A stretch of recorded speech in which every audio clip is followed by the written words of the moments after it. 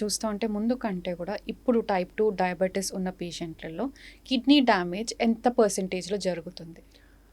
ఈ రోజుల్లో ఆల్మోస్ట్ మీకు తెలిసిందే, India is the diabetic capital of the world.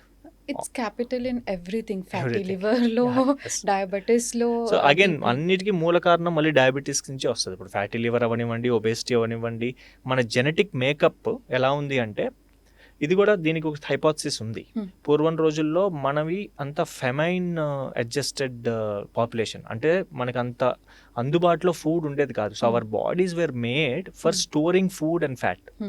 అది as human evolution in our populations happened, అదేమైంది అంటే మన బాడీస్ ఇంకా ఆ బాడీ స్టోరేజ్ మోడ్లోనే ఉంది.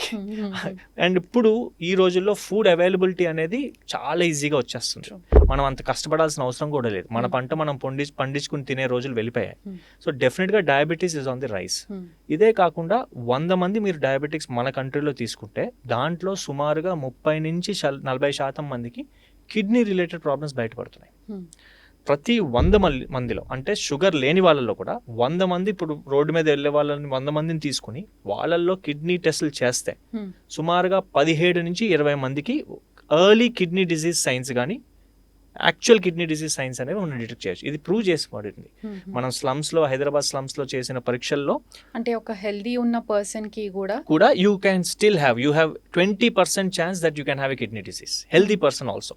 So you have to make sure that you regularly get your test done and ఎర్లీగా pick up చేయడం చాలా important. This talk I would want to focus on prevention of kidney disease. Kidney problem వచ్చిన తర్వాత దాన్ని ఎట్లా చేయాలి అనే దానికన్నా రోగం రాకుండా చూసుకోవటం అనేది చాలా ఇంపార్టెంట్.